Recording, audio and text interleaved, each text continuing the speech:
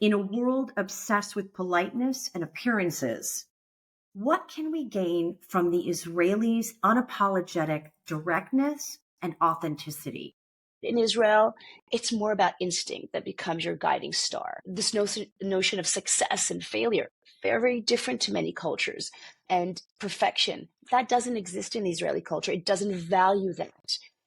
Israelis value boldness and they value trying over the concept of failing. Nobody cares about failing here. So in a global world, your cultural agility, if you wish. Israeli Trailblazers Show. I'm your host, Jennifer Weissman.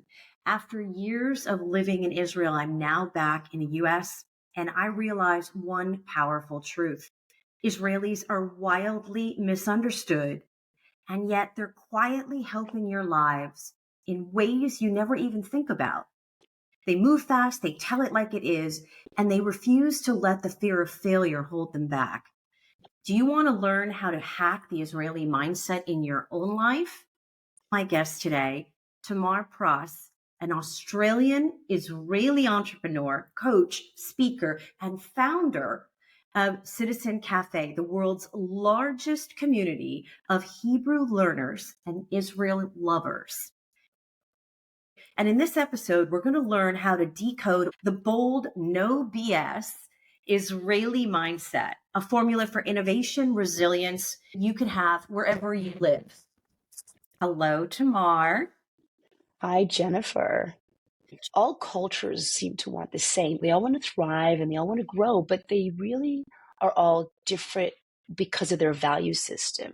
And when you put someone else's cultural glasses and you are actually aware that you have your own, you can really understand this thing that's like what I call a cultural DNA. And it's like discovering this emotional operating system of a society. In Israel's case, it's a system that's built on survival and speed and connection. And if you don't really get it, you're really misreading Israelis. And I think Israelis are a very misunderstood culture and they just come across aggressive and rude. So my approach with cultural glasses and understand these cultural DNA is for you to, first of all, become aware of yourself, that you are actually walking with your own American DNA.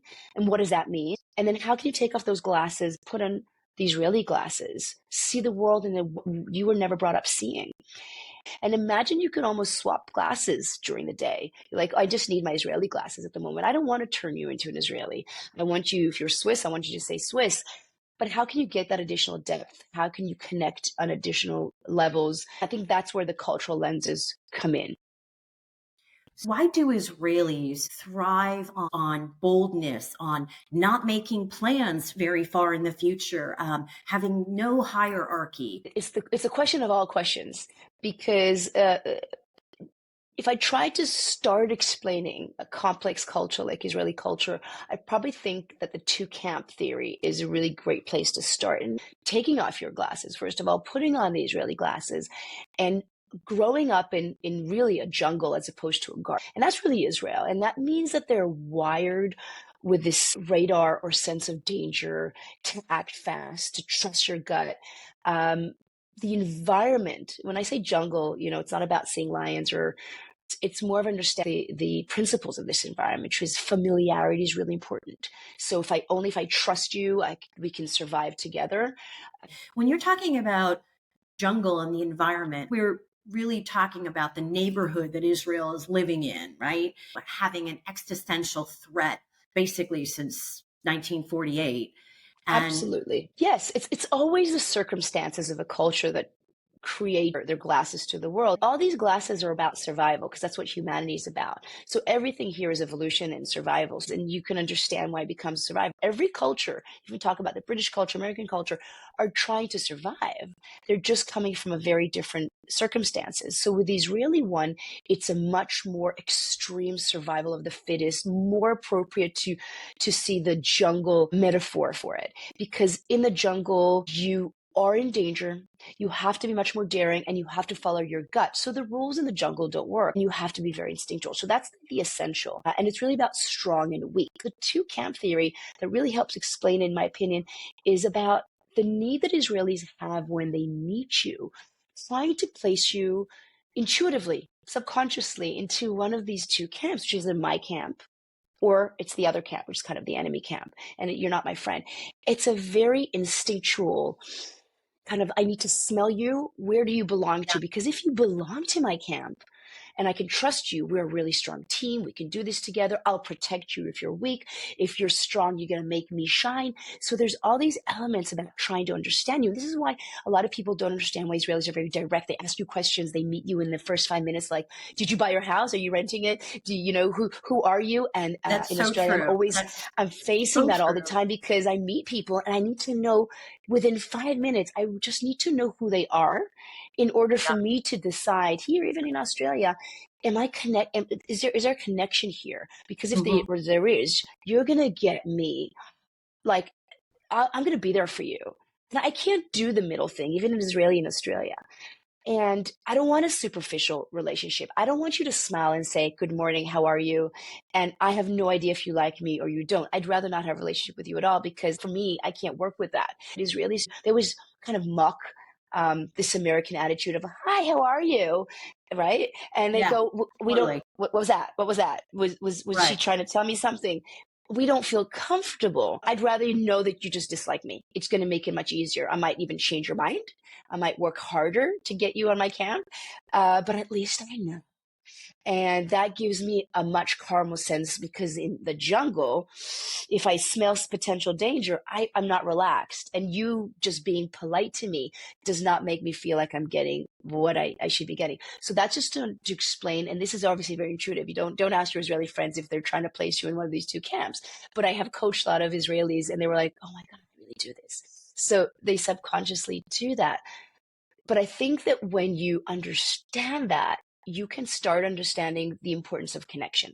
And a lot of cultures value connection, but they don't understand how important, how essential it is for the Israeli one. And that's a big game changer because when you try to negotiate, when you try to date, Israelis are going to look for that connection no matter how deep they have to go until they find it. And that can make you feel uncomfortable. At least you know why. So you can give it to them quicker or faster or where you're comfortable. And that's what I'm saying about having this knowledge to manage it. And by the So, way, you do not need to be Israeli to be in yeah. their camp. I just want to really point that out. You can be from a different culture, but there's something about how you connect that makes it special. And this is why I get a lot of people who move to Israel or just visit. And you know how these stories, and everyone has them. You walk down the street, someone starts talking to you, and then they invite you to Shabbat dinner. And you go, this stranger just invited me to Shabbat dinner because there was something that happened there, right? And that's how you get these flip stories. I love one of these people who told these stories in my workshop that they kept going to the market wanting to buy avocados in the stand, and they were always really expensive, and it was ridiculous. And then one day they showed up with I think it was a Chelsea shirt. The Israeli on the avocado stand just really loved Chelsea, and then they had this great connection over it, and suddenly handed him a bag of free avocados. And it Yeah. was that extreme of like, I'll rip you off to I'll give you free avocados, because that's how Israelis work. How someone in Indiana or Sri Lanka or anywhere in the world could take this sort of mindset that you're talking about and make their own life better. I think it's a question of what you're lacking. You can learn a lot from the Israeli culture, but it's really about being very authentic because you're putting yourself out there. Can the environment that you're in support that? That's always a question. So I wouldn't throw people into places where their manager wouldn't accept it. But if there is openness to it, I think it's about being more honest. It's about putting yourself out there, knowing that we're going to try and it's okay if it doesn't work. So that boldness is so intuitive for Israeli. We can't even fathom the concept of why not try. So other cultures, I think, can gain a lot from that. Spontaneity is huge. I think that just thinking more spontaneously. I love the concept of no hierarchy in the Israeli culture as well. I'm actually not the CEO of Citizen Cafe anymore. I have a CEO, but especially when I was, even today, as kind of more the president, I want someone low in the chain to come to me directly, tell me if they think something's not working. And that's kind of unheard of in a lot of cultures. But I really believe that companies can really thrive when they bring that flatness. I keep hearing about the most innovative ideas in companies coming from the bottom up. So I think those are the kind of things you can start taking just elements of the Israeli culture into workspaces, for example. I think we're also living in an era that people are trying to bring in much more authenticity, more meaning to stuff. So I think there's definitely a shift there to more less formality at work. I'm seeing the shift. The fact that Israelis, they don't have a perfectionist culture, right? They have a fast culture. Absolutely. First of all, Israelis just cut corners. It's kind of how we do stuff. And they have an idea, they follow it through. It's very much that kind of the typical Israeli child. You're out there, you're alone, you have to figure it out yourself attitude. And you become, very independent. So you don't need a big structure behind you, a long-term plan to start working through something. You just start and you go with it as it happens. Citizen Café, 20,000 students worldwide. That's amazing. How old is the company? So we just celebrated 10 years. We started in cafes. My partner, who was really the mind behind the methodology of Fret, who came with the concept of teaching Hebrew totally different. And my obsession was, how do I get my friends who were moving to Tel Aviv from all over the world and we're not immersing in Israel and we're leaving? That was very painful for me.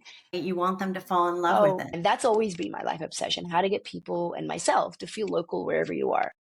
I love it. I absolutely love it. אני רוצה הפוך קטן? Did I say it right? Yes. אפשר הפוך קטן, yes.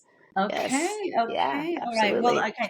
My time at Citizen Cafe has paid off. I can order my own coffee.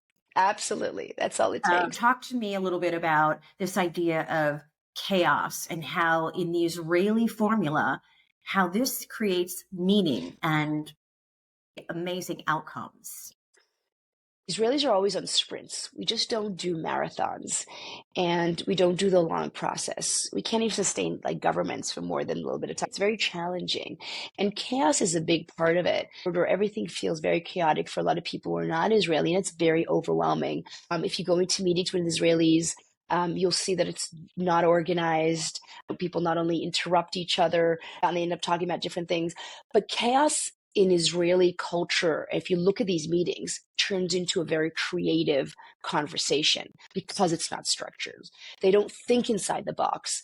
They want to see beyond. They want to be challenged. If I'm in my management meeting and everyone's just going to be yes to everything I say and they don't challenge me, they don't take me to new places, then that meeting is not a useful meeting to me. They want to break the barriers. They want to break the rules. And that's an opportunity for a lot of people who feel safe in those places, but are always wondering, how can I break through? There's creativity lives in chaos, and Israelis are comfortable with it. So the more you get comfortable in knowing that that's actually their organized way of working, that will make working with them easier. Things need to move fast with Israelis. Don't you want to try and create something and check it out quickly, see if it's worth your time? I think everybody would want to sprint on things, and not everything needs to be structured. So having a little bit, 20% of the Israeli mindset and cutting some of those steps that just aren't necessary can be so valuable for people, in my opinion. The no hierarchy approach, the boss is just one of the team, can really bring amazing ideas to the company, create a more meaningful place people can feel seen. I think that's needed today. And that can be taken from the Israeli culture. A lot about the informality, the less we have to think about how we phrase things, and authenticity. And I think the authenticity is what everyone's lacking. You get things done faster when someone's telling you the truth. If someone tells me they don't agree with me, especially people need to hear this, when Israelis, they usually very abruptly will tell you, I don't agree with you. It's my responsibility for us as a team. If I don't tell you the truth, I don't agree with you, how are we going to get to our goal? This is not about me not liking you. This is me wanting to make you better. Thanks for listening to the Israeli Trailblazers Show. If you enjoyed this episode, please share it with a friend. Post it on all of your socials. You don't have to move to Israel to live a bold and direct life.